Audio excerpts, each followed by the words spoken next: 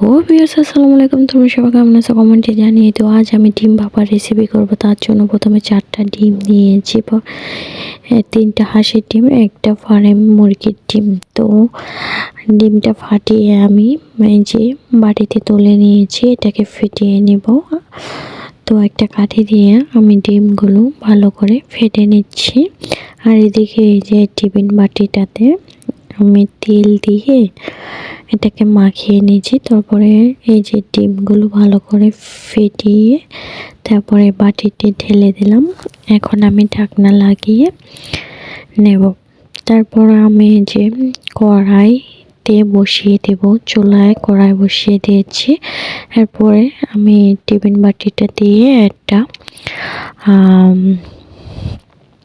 যেটা পাটার পুতা বলে গ্রাম অঞ্চলে, ওটা দিয়ে দিয়েছি। তারপরে আমি উপরে ঢাকনা দিয়ে ঢেকে দিয়েছিলাম। তো দেখি এখন সেদ্ধ হয়েছে কিনা। হ্যাঁ, সেদ্ধ হয়ে গেছে।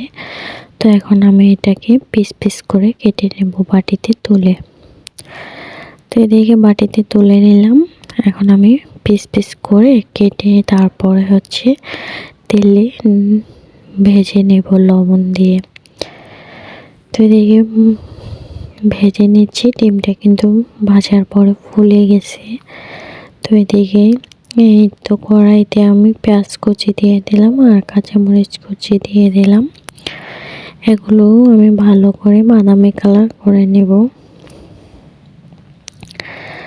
আর আজকে আমি এভাবে প্রথমবার ডিম ভাপা রেসিপি করছি। তো ভিউয়ার্স, ভালো মন্দ হলে অবশ্যই কমেন্টে জানিও। তো এদিকে আমি বাদামি কালার করে নিলাম। পেঁয়াজগুলো পানি দিয়ে দিয়েছি। এখন আমি স্বাদ মতো লবণ দিয়ে দিলাম আর মশলার আইটেম সব কিছু দিয়ে দিচ্ছি। হলুদ গুঁড়ো, মরিচ গুঁড়ো আর আদা রসুন জিরা বাটা। আমি একটু এটাতে ভাজা জিরা গুঁড়ো করে রেখেছি, ওটাও দিয়ে দেব। তরকারিটা হয়ে আসলে তখন ওটা দেব। আর এদিকে দিয়েছি গরমের মশলা, দারচিনি, এলাচ। তো ডিমগুলো দিয়ে এখন আমি ভালো করে কষিয়ে নিচ্ছি।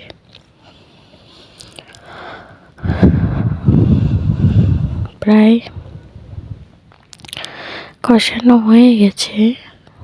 তো ডিমটা ভাজা ভাজা করে নিয়েছি। এখন আমি এই তো পানি দিয়ে দিলাম। আর এদিকে পাটখড়ি দিয়ে ছোলার এদিকে এই তো জিরা গুঁড়ো রেখেছি। আর পাটখড়ি দিয়ে আর কি মানে জাল যেটা বলে, ওটা দিলে আছে না, কখনো নেভে যায়, কখনো অনেক জ্বলে আগুন। তো এদিকে ঝোলটা কিন্তু প্রায় টেনে গেছে ডিম ভাপার। এখন আমি নামিয়ে নেব। এই তো নামিয়ে নিলাম।